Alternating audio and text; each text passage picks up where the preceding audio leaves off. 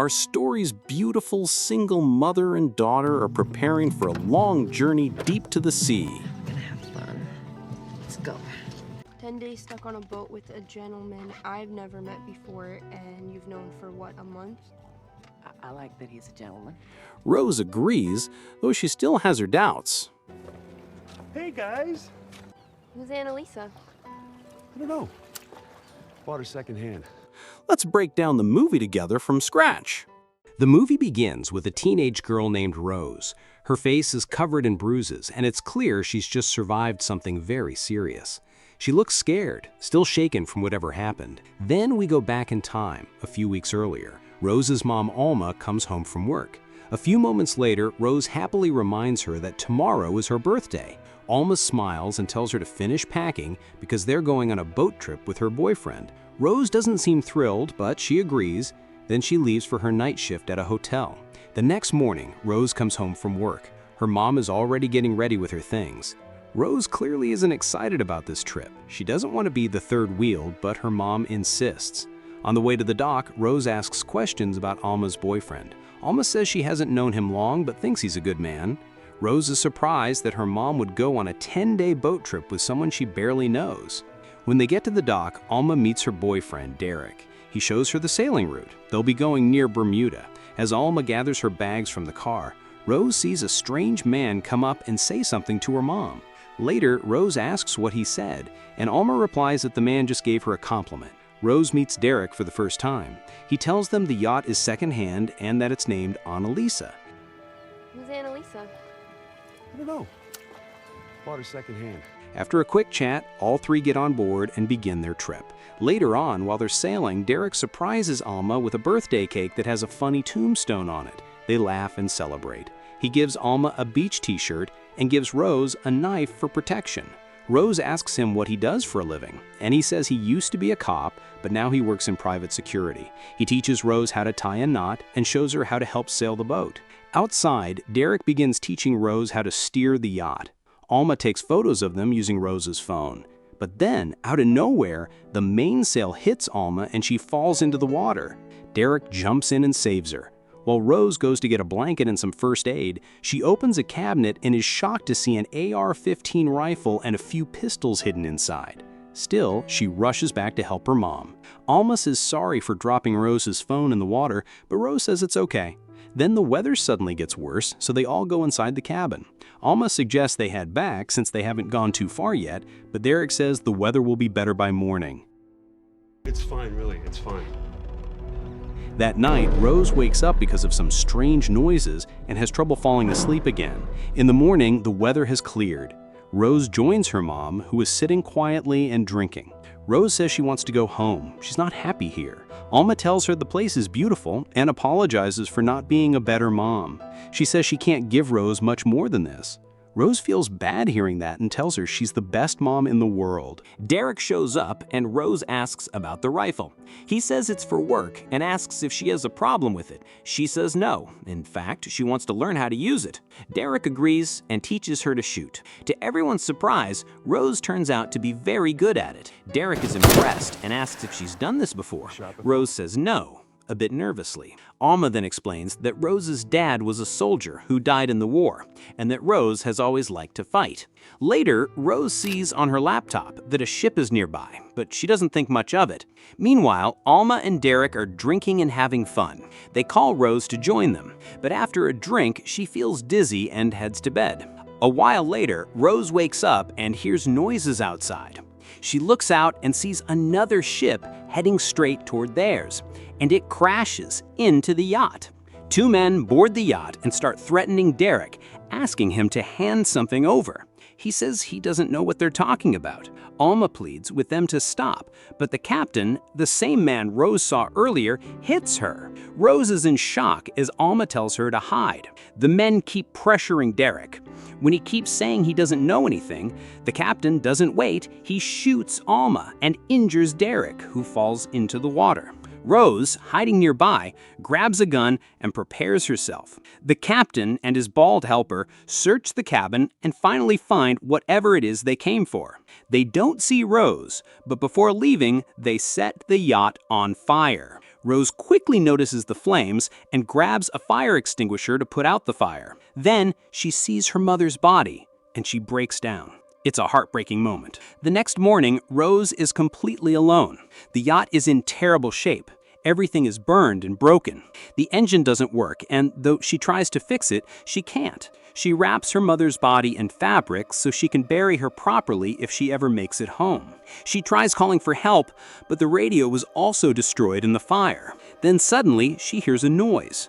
She goes to check what it is. Rose finds Derek in the water, tied to a rope. He begs her to help him. She pulls him onto the yacht and takes care of his injuries.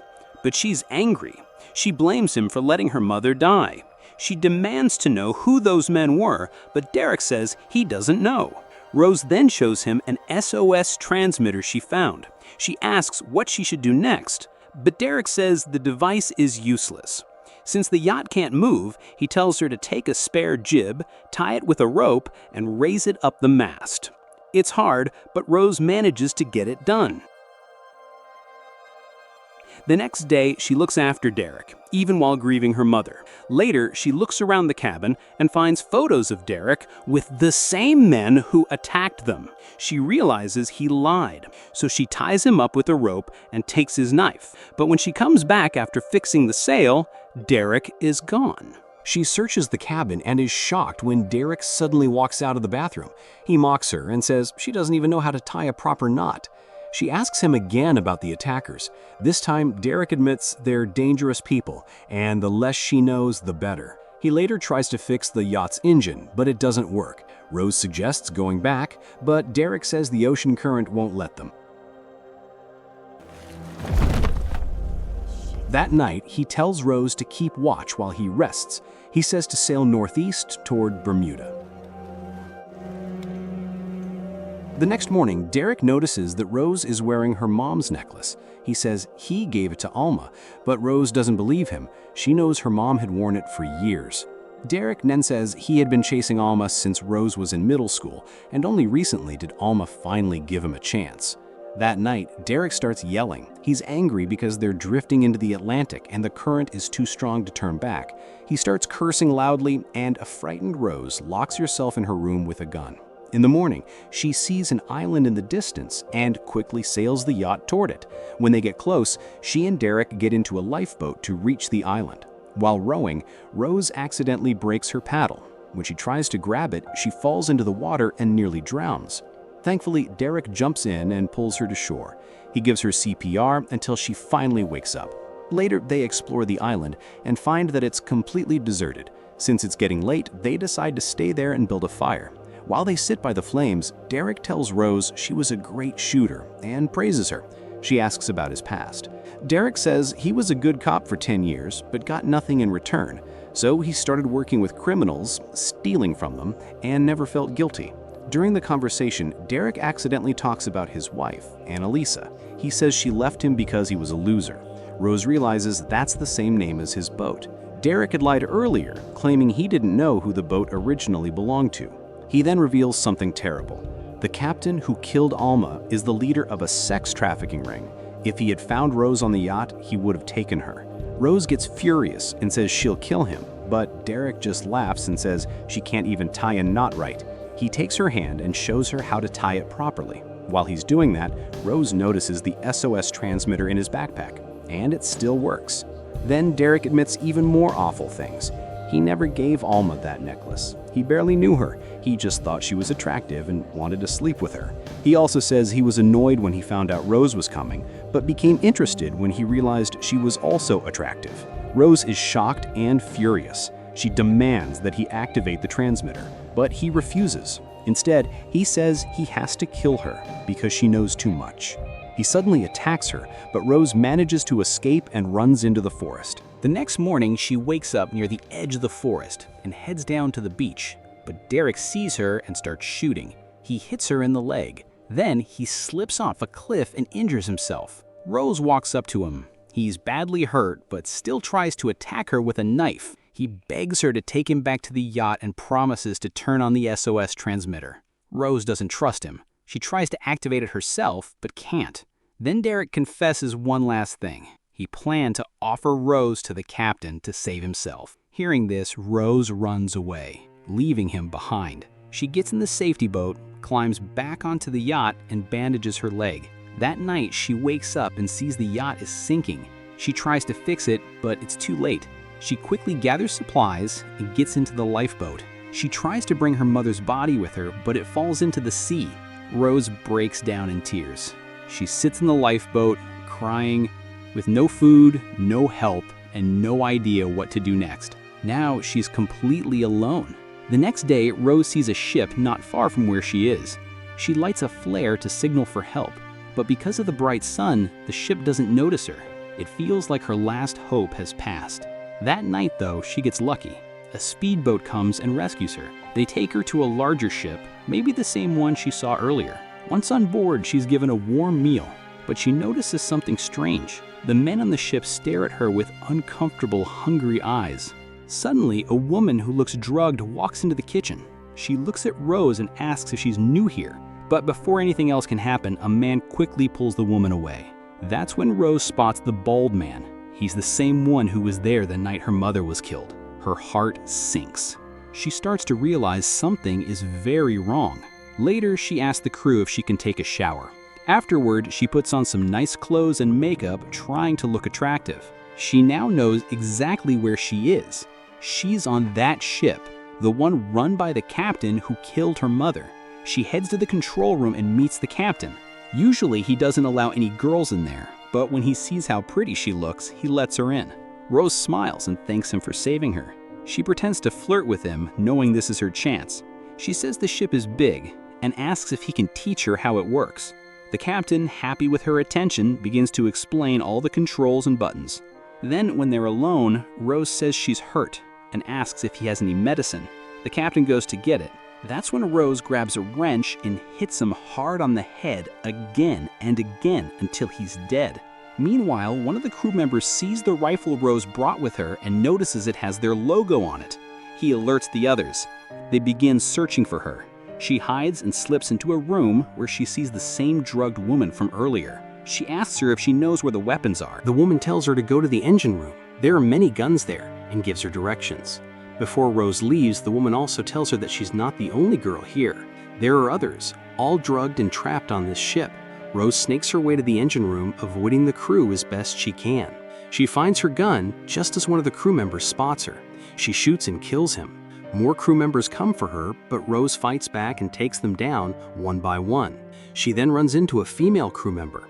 They get into a brutal fist fight. The woman puts up a tough fight, but Rose eventually overpowers her and chokes her to death. Next, Rose reaches a room where several girls are locked up. But before she can free them, the bald man shows up and holds her at gunpoint. He's about to kill her. Suddenly, the drugged woman appears and hits him from behind. In that moment, Rose grabs her gun and shoots him in the head. Now Rose heads to the radio room to try to contact help. But then, something shocking happens. She runs into Derek. He's still alive. She stares at him confused. How is he here? Derek explains that he used the SOS transmitter to call the captain's ship. Rose is stunned that the captain didn't kill him. Derek said he made a deal, and now he plans to turn Rose over to the captain to keep himself safe. But Rose laughs. She tells him that the captain is already dead. Derek snaps. He punches her hard, sending her tumbling down the stairs. She hits the floor and blacks out. Derek goes to grab a gun to finish her off, but when he returns, she's gone. He starts looking for her, following the trail of blood she left behind. That's when Rose jumps out and sprays him with a chemical. She doesn't wait, she attacks with a knife. After a fierce fight, she stabs Derek in the heart with the same knife he once gave her as a gift. Now that all the crew and the captain are dead, Rose collapses to the floor, breathing hard. The freed girls come to her and tell her they can see lights in the distance. They're finally getting close to land. In the final scene, we're back in the present. Rose sits with a police officer who is questioning her. He tells her she's incredibly brave. He says all the girls were returned to their families. Then he gently tells Rose that it's time for her to go home too. But Rose looks sad. She says, "I don't have a home. I don't have a family." The officer nods. He tells her that she does have something, a future, and he reminds her she fought for it.